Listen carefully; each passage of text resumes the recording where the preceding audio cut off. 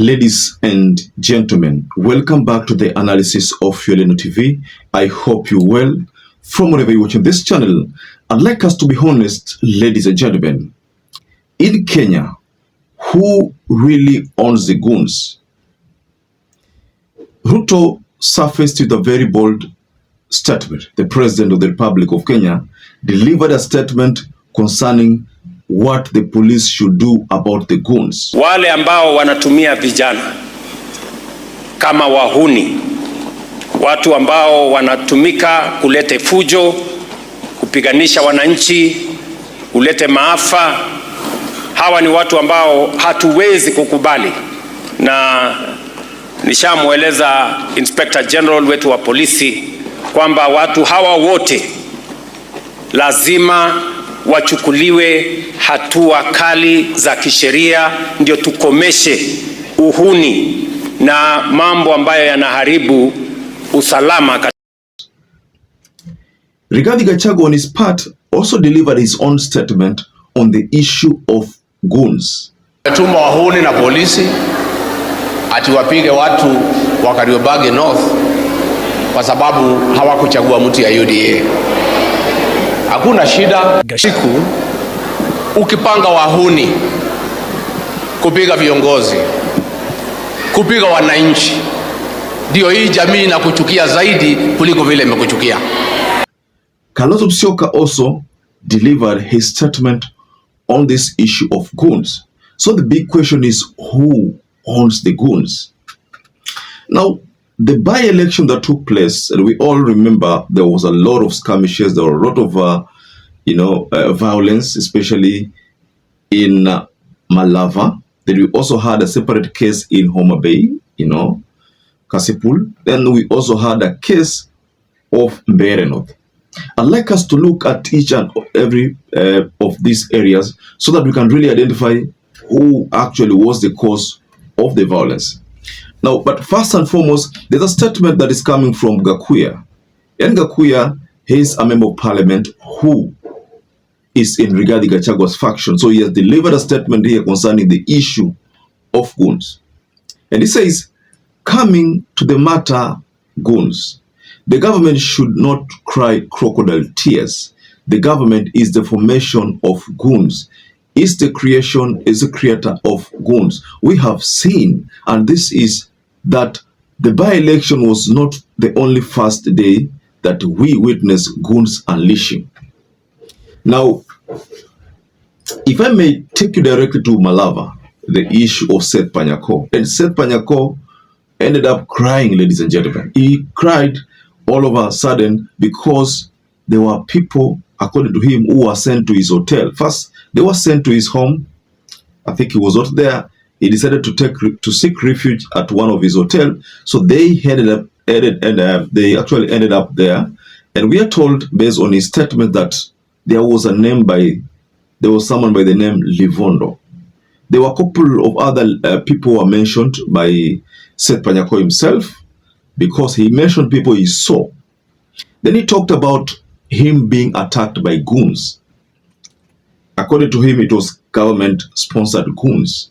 That is according to Seth Panyako. But of course, this matter is supposed to be taken to court so that he can really prove his case. But as of now, we just treat the statement as a political statement. And he pronounced a name belonging to a person by the name Stanley Livondo. But that was Malava. Let us head over to Benoth. Now, in Benoth, there was a scenario whereby the violence, part of the violence there, people believe could have been as a result of the former Attorney General, Justin Muturi's involvement. There's a video that was shared widely where Justin Muturi attacked an agent belonging to Wamudhende. You see, that was one of the experience there. But of course, there are other separate cases of mayhem, violence, other cases. But in this particular case, Justin Muturi was also blamed. Now let's head over to Homabay, Kasipool. You also what happened to Member of Parliament Kaluma. Kaluma was attacked And much of the blame is blamed on Philip Aroko. But Philip Aroko distanced himself from these blames of Goonism. And according to him, Philip Aroko said he was trying to defend Peter Kaluma, but unfortunately, the goons overpowered them, and he was forced to retreat. That is Philip Aroko, and that is how Peter Kaluma got exposed. Peter Kaluma and his bodyguard. So they were beaten and they were injured. For those of you who've been following the developments in Kasipool, you must have come across a video where Peter Kaluma was bleeding. So that was a separate case, ladies and gentlemen. The big question is, who owns the goons?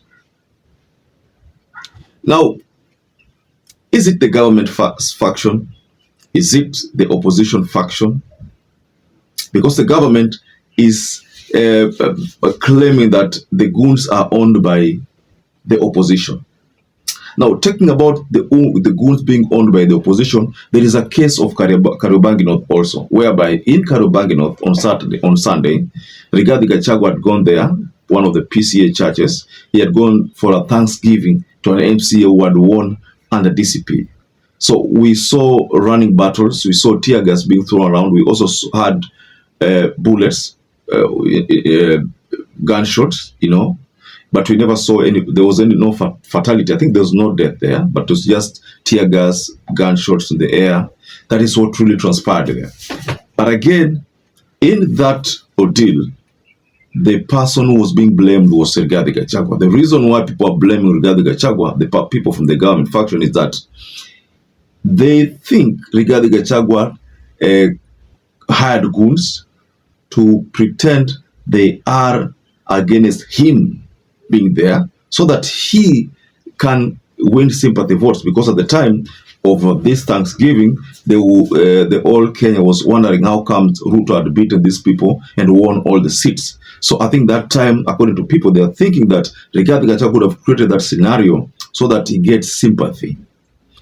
Well, all these things are still under investigation. The IG has been directed to hasten the investigation so that the financiers, the people who are bankrolling these goons' activities, be brought to book. So that is something that I think we expect will be concluded sooner than we'd expect, and by the police. So, ladies and gentlemen, just go below in the comment section and tell us what to think about this latest development. Perhaps if you're watching this video and you've not subscribed, take 1 second and subscribe, like this video. Until you catch up again, stay safe and stay blessed.